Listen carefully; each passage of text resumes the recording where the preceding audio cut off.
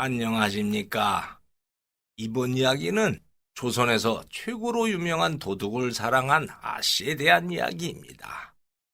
도둑은 나쁜 짓을 하는 사람인데, 대갓집 아씨가 도둑에게 반했다니 도대체 어떤 사연이 있어서 그런 일이 있었을까요?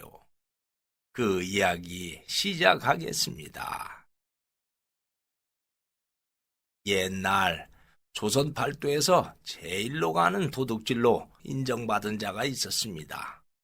그 도둑은 워낙 신출귀몰했는데 이름이 김병길이었습니다. 병길이는 오래전부터 임금님의 둘째 사위가 사는 집안에 아주 귀한 보물이 있다는 이야기를 들어왔습니다. 그러다가 마침 오늘 금음달이 떠서 세상이 컴컴하고 도둑질을 하기에 딱 좋은 날이라 공주가 사는 대갓집에 담을 넘어갔습니다.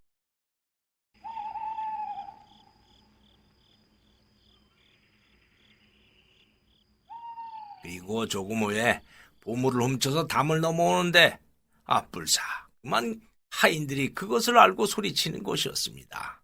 도둑이다! 도둑이야! 도둑이야! 전하자! 이놈들아, 내가 조선 최고 도둑 김병길이다. 날 잡을 수 있을 것 같으냐?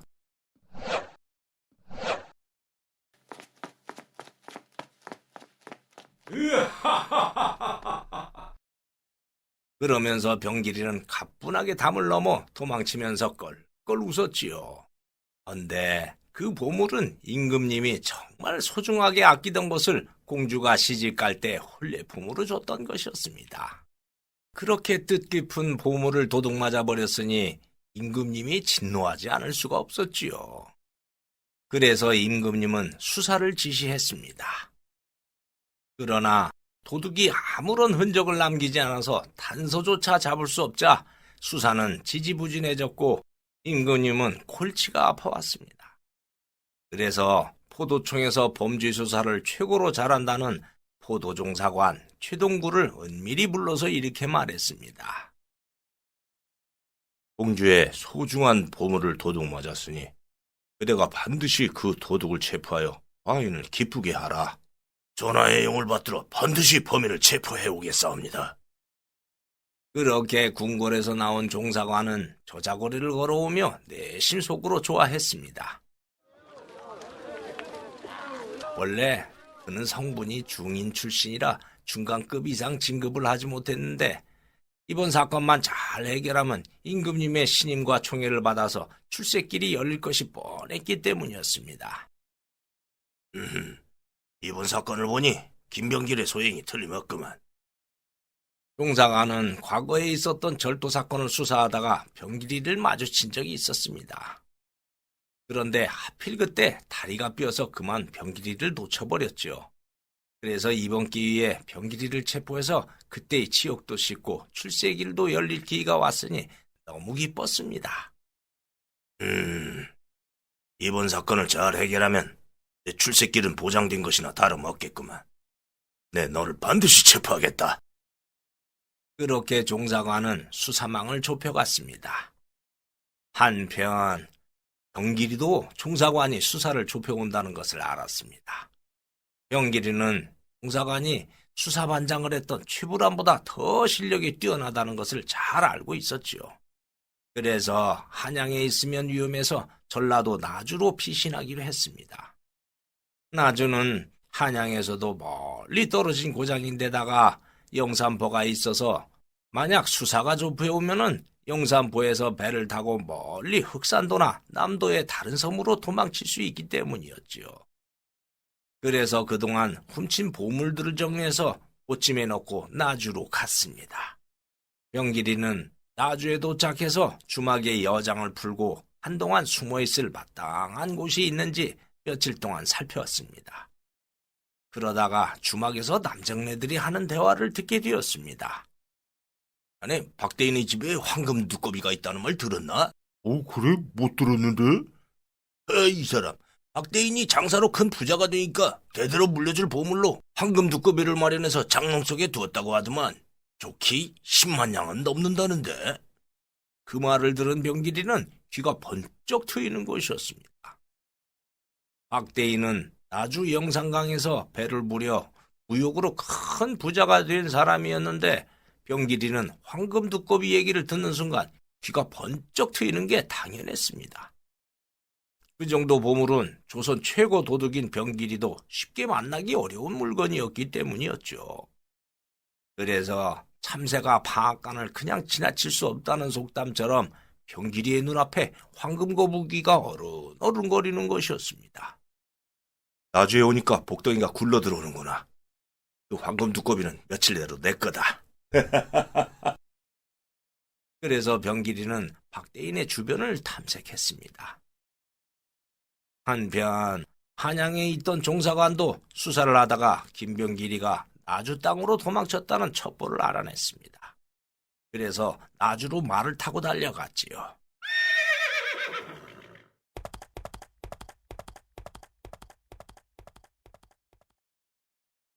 그것도 모르는 병길이는 아침을 먹고 박대인의 집 뒤쪽에 있는 높은 언덕에 올라가서 박대인의 집을 살폈습니다. 오, 소문대로 대궐 같은 집이구만. 딱 보니까 저 안채의 장롱 속에 금두꺼비가 있겠어. 오늘 밤 내 만능 열쇠로 자물쇠를 열고 두꺼비를 갖고 와야겠다. 병길이가 한양에서 제일 가는 도둑으로 이름을 떨친 것은 그가 갖고 있는 열쇠 때문이었습니다. 병길이는 도둑질에 천부적인 능력이 있었지만 손재주도 좋았습니다. 그래서 그 어떤 자물쇠도 쉽게 열어버리는 만능 열쇠를 만들어서 조선 제1의 도둑이 되었던 것이었습니다. 그런데 그때 박대인의 집에서 어떤 낭자가 나오는데 세상에 그렇게 자태가 곱고 아리따울 수가 없었습니다. 그 낭자는 박대인의 외동딸 예지 낭자였는데 병길이는 그 낭자를 보는 순간 그만 마음을 빼앗겨 버렸습니다. 오, 참으로 곱고 아리따운 낭자로구나. 얘 사모라, 내일은 영산포 정자에 가서 영산강 구경이나 하자꾸나. 예, 아씨. 병길이는 한눈에 예진왕자에게 반해버렸고 금두꺼비는 자기도 모르게 마음에서 떠나버렸습니다. 그리고 어떻게 하면 예진왕자의 마음을 사로잡을까 하는 생각에 빠져서 작전을 짰지요. 그 작전이라는 거는 병길이가 제일 잘하는 물건을 훔치는 기술로 하기로 했습니다. 그래서 주막으로 돌아와서 해진 옷을 입고 얼굴에 숯을 바르고 해서 하인처럼 변신했습니다. 그리고 다음 날 예진왕자가 사모리와 함께 영산포로 가려고 장터거리를 거닐자 그 옆으로 지나가는 척 하다가 예진왕자의 괴춤에서 폐물을 빼서 훔쳤습니다.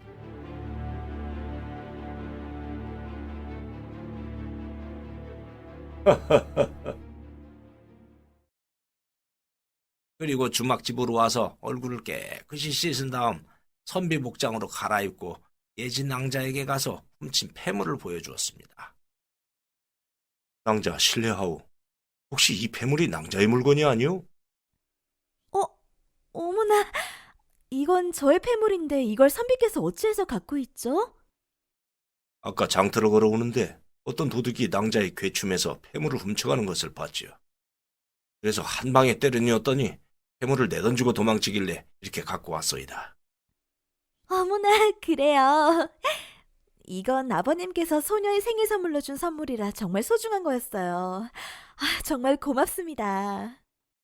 그리고 예진왕자가 가만히 보니까 병길이의 외모가 영화배우 하정우를 뺨치는 외모에다가 펌까지 나는 허우대를 하고 있어서 그만 예진왕자도 마음을 빼앗겨 버렸습니다. 이렇게 고마운 일을 당했는데 그냥 있으면 안 되죠. 감사의 뜻으로 소녀가 무엇이라도 답례를 해드리겠습니다. 아니요. 답례를 바라고 한 일이 아니니 사양하겠소이다. 그럼 이만. 그러면서 병길이가 떠나려고 하자 더 안달이 난 예진왕자는 병길이의 옷깃을 붙잡았습니다. 아니되옵니다, 선배님. 소녀의 청을 거절하시면 소녀는 배은망덕한 사람이 됩니다. 부디 청을 거절하지 말아주셔요. 그러자 병길이는 못 이기는 척하고 받아들였습니다. 낭자의 청이 정 그렇다면 뭐. 고맙습니다, 선비님. 헌데 상투를 튼 것을 보니 부인이 계시겠군요. 아니요. 아직 총각인데 떡거머리를 하면 사람들이 얕잡아 볼까 봐서 상투를 틀었을 뿐이요. 그 말을 들은 예진왕자는 왠지 속으로 안도의 숨이 내쉬어지는 것이었습니다. 사실 병길이는 원래 천민 출신이 아니었고 명문 집안의 위아들이었습니다. 병길이는 어렸을 때 학문의 재능을 보여 신동이라고 칭찬을 받아 출세길이 훤하게 보이는 듯 했습니다. 그런데 병길이가 8살 되던 해 부친이 당파 싸움에 휘말려 누명을 쓰고 화를 당할 위기에 놓이게 되었습니다. 그러자 병길이만큼은 살리려고 숙부에게 맡겼고 숙부는 병길이를 한양의 수포교 다리 밑에서 사는 거지들의 대장에게 맡겼습니다. 거지로 살면 목숨만은 유지할 수 있을 거라는 생각에서 그렇게 한 것이지요.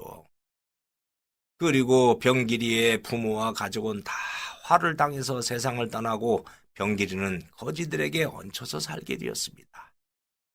그렇게 거지들과 살다가 10살이 넘어가자 거지 신분을 벗어나 출세해서 살 생각도 들었지만은 부친처럼 관직을 갖게 되면 결국 화를 당한다는 경험이 잊혀지지 않는 것이었습니다. 그래서 자포자기하는 마음으로 공부는 마음속에서 지워버리고 거지들과 함께 사는 것이 천직이라고 여기고 살았습니다.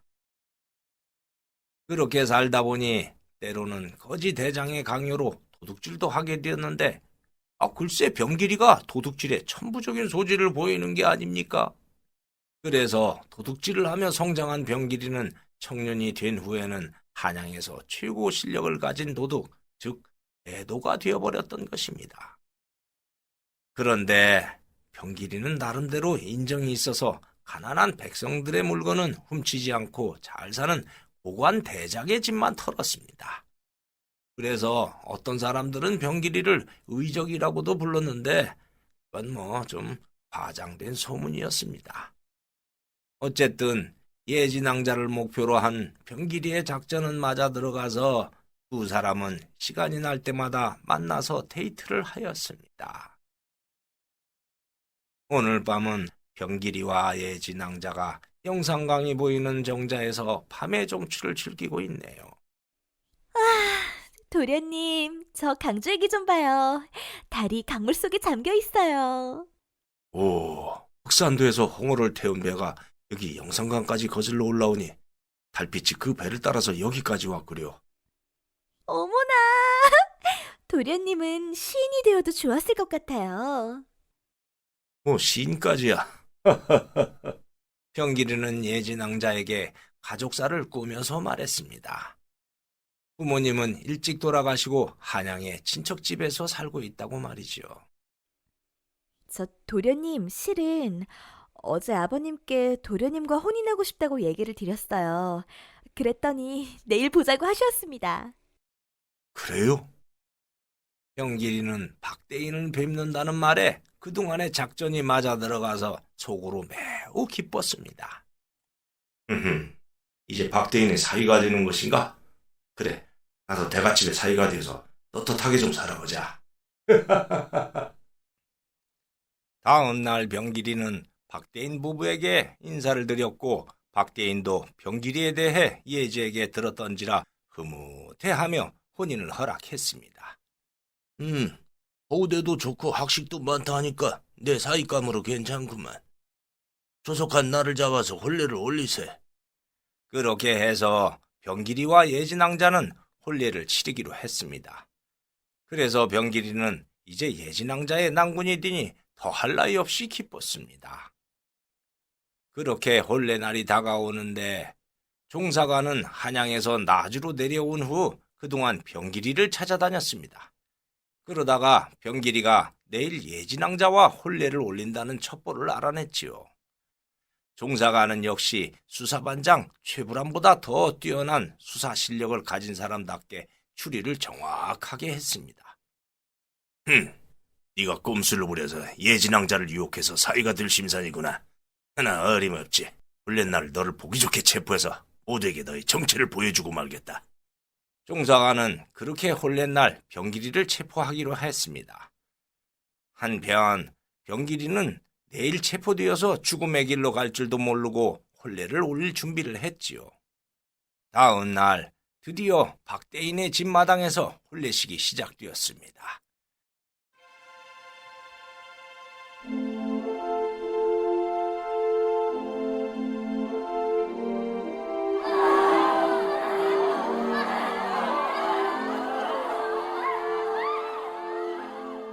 많은 사람들이 모여서 축하해 주었고 신랑 신부는 예복을 입고 서로 마주서서 행복한 미소를 지었습니다. 또한 예진왕자의 친척들도 와서 두 사람의 혼례를 축하해 주었습니다. 신랑 신부 교배래. 신랑 신부가 서로 맞절을 하고 있네요. 아따, 신랑 신부 인물이 훤하구만요. 그게 말이여. 우리 조카 예지는 잘난 신랑 만났으니까 잘 살겄네. 그렇게 떠들썩하게 하객들이 축하해 주는데 멀리 뒤에서 하객들 틈에 있던 종사관이 병길이를 뚫어져라 노려보고 있었습니다. 니놈이 지옥으로 갈 줄도 모르고 좋아하고 있구나. 혼례식이 한참 진행될 때 체포해버리겠다. 그렇게 종사관이 노리고 있는데 그때 별채 쪽에 있던 곳간에서 갑자기 불이 나는 것이 아닙니까? 불이야! 불이야! 아니 불이 나다니 저게 웬일이냐? 그러자 혼례식장은 난리가 났습니다. 모두 혼례식이고 뭐고 우물로 달려가 물을 퍼서 곳간에 뿌려댔습니다. 그러나 벌써 활활 타던 불길은 진압이 되기는커녕 더욱더 거세게 타올랐습니다. 그런데 그때 집안일을 보던 청지기가 박대인에게 와서 이렇게 소리치는 것이었습니다. 아이고, 날이 큰일 났습니다요.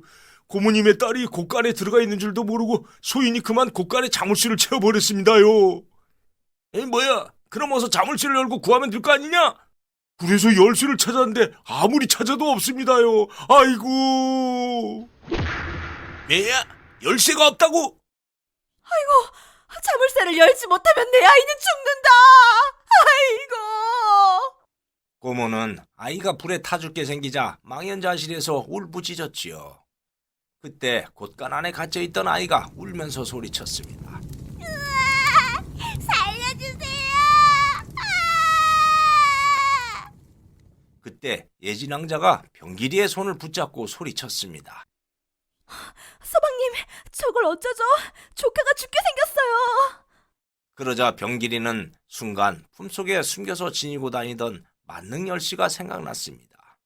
내 만능 열쇠로 곳간문을 열면 아이는 살 수 있어. 그런데 그러면 박대인은 내가 도둑인 걸 눈치챌 것이고 예진왕자와의 혼례는 물거품이 될 거야. 이걸 어떡하지?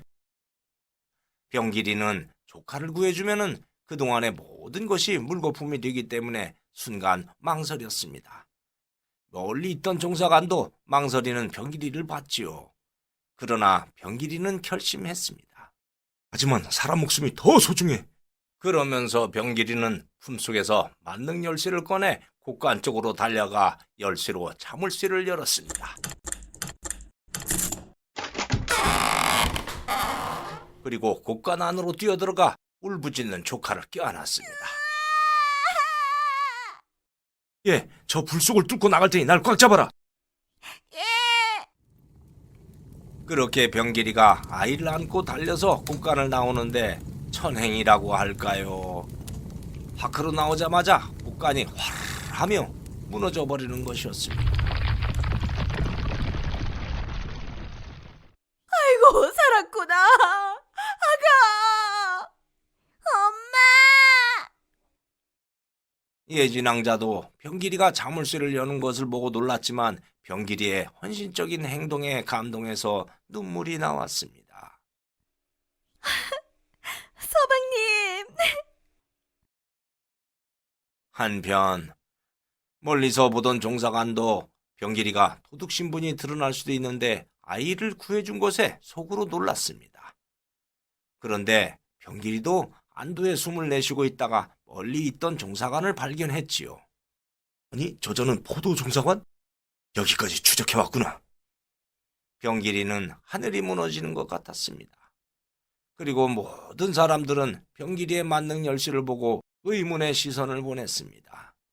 전문 털이 도둑이 아니면 저렇게 능숙하게 곳간 열쇠를 열 수 없었기 때문이었죠. 특히 병길이는 자기를 보는 박대인 부부의 의심스러운 시선은 정말 견디기 어려운 것이었습니다. 아, 이제 모든 것이 끝났구나. 내 인생의 꿈도 모두 사라졌어.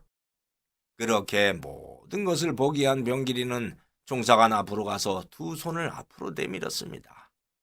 오랏줄을 순순히 받겠다는 뜻이었지요. 딸이, 이제 모든 것이 끝났습니다. 절 체포하십시오. 그러자 병길이를 물끄러미 보던 종사관이 이렇게 말하는 것이었습니다. 그대가 누구지? 난 그대가 기억도 없고 누구인지도 모르겠네. 난 이만 가겠네. 잘 살게. 그러면서 종사관은 떠나버리는 것이 아닙니까?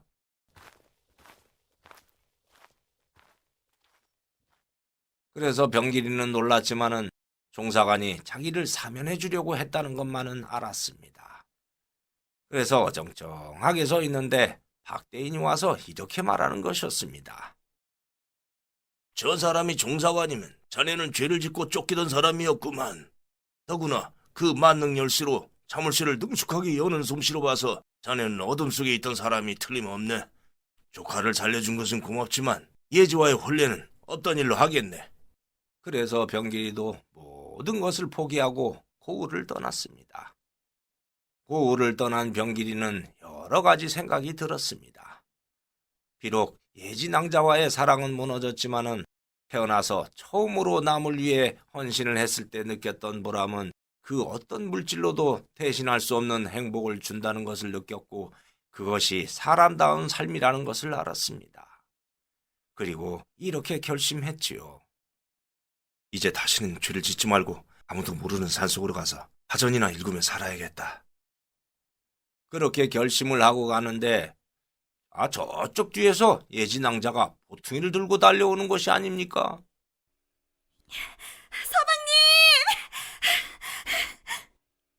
아니 아씨, 여길 어떻게? 서방님이 비록 도둑이었다고 하지만 체포될 것을 알고도 조카를 구하는 그 착한 마음은 제가 믿고 있던 분과 다를 게 없어요. 해병대에게 한 번 해병은 영원한 해병이라는 말이 있듯이 저에게도 한 번 서방님은 죽을 때까지 서방님이에요. 저의 남은 인생을 서방님과 함께 하겠어요. 우리 아무도 모르는 산골로 가서 함께 살아요.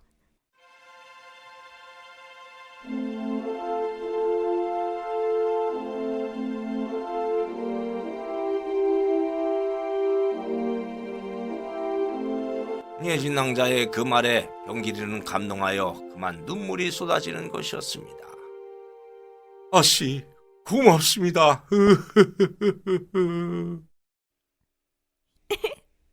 아유, 아씨가 뭐예요? 여보, 해야죠. 병길이는 생각했습니다. 그의 인생에서 단 한 번 착한 일을 했을 뿐인데 이렇게 큰 복을 받으니 남을 돕는 일이 얼마나 숭고하고 소중한 것인지 온몸으로 느꼈습니다. 그리고 그동안 자기에게 도둑질을 당했던 사람들이 얼마나 힘들고 고통스럽게 살았을까 하는 생각이 뼈저리게 다가오는 것이었습니다. 그래서 예진왕자에게 이렇게 말했습니다. 여보, 그동안 도둑질을 해서 남을 고통스럽게 한 것이 견딜 수 없이 괴롭소. 그래서 이제라도 조금이나마 속지 않은 뜻에서 다음 고을에 가면 그 고을에서 어렵고 힘든 사람들에게 내가 가진 모든 것들을 나눠주고 싶소.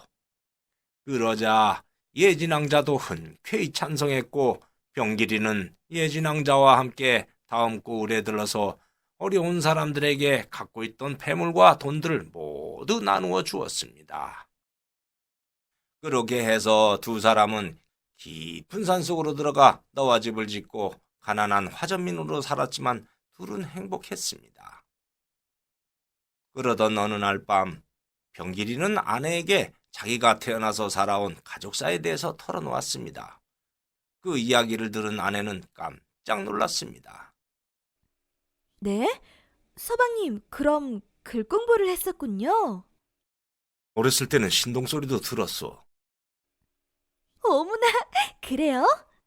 근데 글 공부를 해서 관직으로 살면 죽음을 만날 수도 있다는 걸 겪어서 자포자기로 살다가 도둑이 되었던 거요.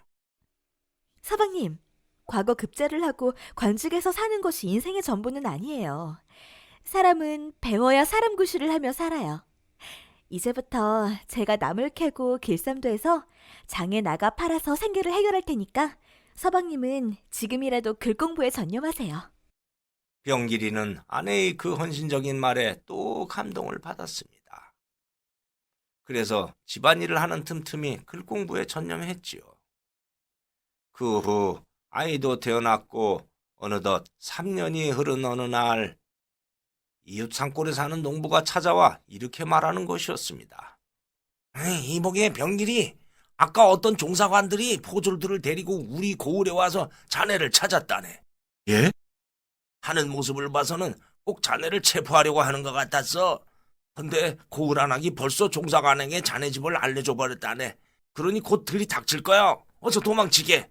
아유, 무서워. 난 이만 가겠네. 서방님, 이제 어떡하죠? 종사관이 면죄부를 줬지만 조정에서 체포하라고 명령한 것 같소. 여보, 어서 아이를 안고 도망칩시다. 그래서 두 사람은 아이를 포대기에 싸서 안고 간단한 짐을 꾸려 집을 나섰습니다. 그렇게 둘이 도망치려고 마당을 나서는데 글쎄 멀리서 종사관이 포졸들을 데리고 달려오는 것이 아닙니까? 저기 있다! 종사관님, 저기 있습니다! 그래서 병길이와 아내는 그만 자리에 털썩 주저앉아 버렸고 하염없이 눈물이 나오는 것이었습니다. 여보, 이젠 모든 게 끝났어요. 여보.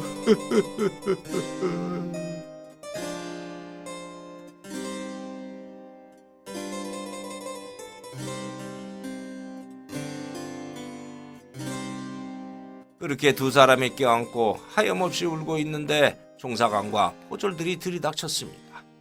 그러자 병길이는 이렇게 말했습니다. 나으리, 소인의 아내는 잘못한 것이 하나도 없습니다. 소인을 잡아가시고 아내는 풀어주십시오.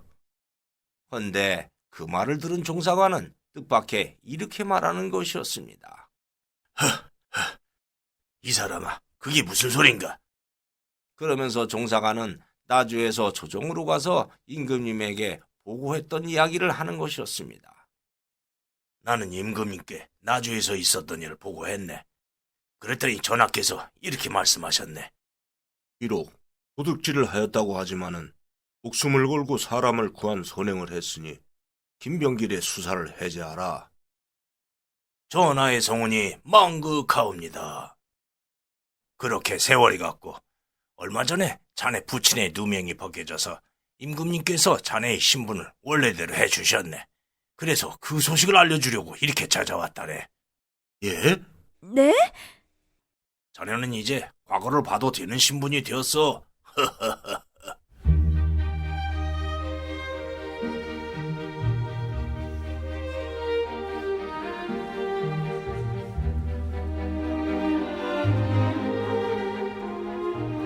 그렇게 해서 신분을 되찾은 병길이는 과거에 응시했고 급제를 해서 모든 가족이 행복하게 살았다고 합니다.